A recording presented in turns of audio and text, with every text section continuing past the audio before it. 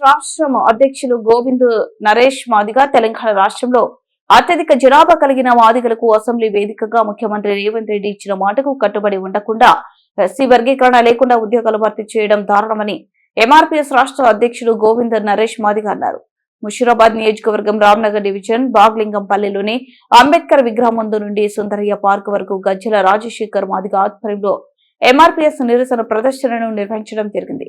K Ravichari senior నాయకులు గండి కృష్ణ, డప్పు మల్లికార్జున, నరసింహ, భిక్షపతి తదితరులు పాల్గొన్నారు.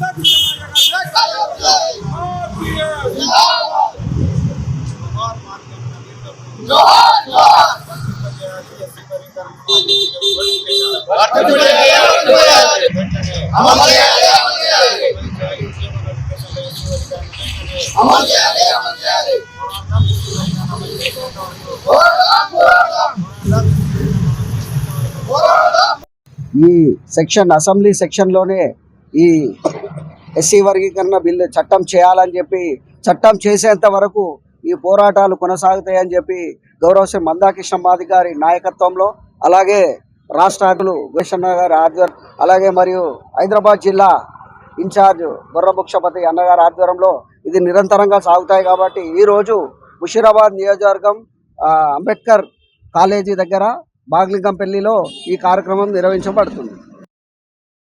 ఈరోజు ఈ నిరసన ప్రదర్శన నిర్వహించడం జరిగింది. ముఖ్యంగా అసెంబ్లీ వేదికగా అన్ని ఉద్యోగ నోటిఫికేషన్లకు వర్గీకరణ అమలు చేస్తామన్న రేవంత్ రెడ్డి గారు మరి ఆ మాటకు విరుద్ధంగా ఇవాళ తెలంగాణ రాష్ట్రంలో అన్ని ఉద్యోగాల నియామకాలు చేపట్టడానికి రంగం సిద్ధం చేయడం జరిగింది. వర్గీకరణ లేకుండా ఉద్యోగాల భర్తీ జరిగితే మరి తెలంగాణ రాష్ట్రంలో అత్యధిక జనాభా కలిగిన మాదిలకు తీవ్ర అన్యాయం జరిగే ప్రమాదం ఉంది. ఈ విషయాన్ని ముఖ్యమంత్రి రేవంత్ రెడ్డి గారు గుర్తించి తాను అసెంబ్లీలో ఇచ్చిన మాటకు అనుగుణంగా ఎస్సీ వర్గీకరణ ప్రకారం అన్ని ఉద్యోగ నోటిఫికేషన్లు విడుదల చేయాలని మేము డిమాండ్ చేస్తున్నాం.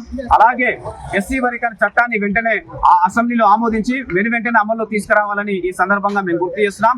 అలాగే ఇప్పటి వరకు విద్యారంగంలో సంబంధించినటువంటి అడ్మిషన్ల ప్రక్రియ ఏది ఉన్నా, ఉద్యోగ రంగాలకు సంబంధించినటువంటి ఉద్యోగ నియమ ప్రక్రియ ఏదున్నా దానికి ఎస్సీ వర్గీకరణ వంటిది అందరికి న్యాయం జరిగే విధంగా ఈ చట్టాన్ని రూపొందించాలని ఈ సందర్భంగా మేము కోరుతున్నాం. మరి 17వ తారీఖే అసెంబ్లీలో ఎస్సీ వర్గీకరణ చట్టం రాబోతున్నందున అప్పటి వరకు ప్రభుత్వ ఉద్యోగాలు నిలిపివేయడం ద్వారా ఎస్సీ వర్గీకరణ ప్రకారం ఉద్యోగ నియామకాలు చేపట్టడం ద్వారా మాదిగల పాటు అన్ని కులాలకు న్యాయం జరిగే అవకాశం ఉంది. ఆ విధంగా ప్రభుత్వం అందరికి న్యాయం చేసే విధంగా ముందుకు రావాలని ఈ సందర్భంగా మేము కోరుతున్నాం. ఎస్సీ వర్గీకరణ వరకు మా పోరాటం స్పష్టం చేస్తున్నాం.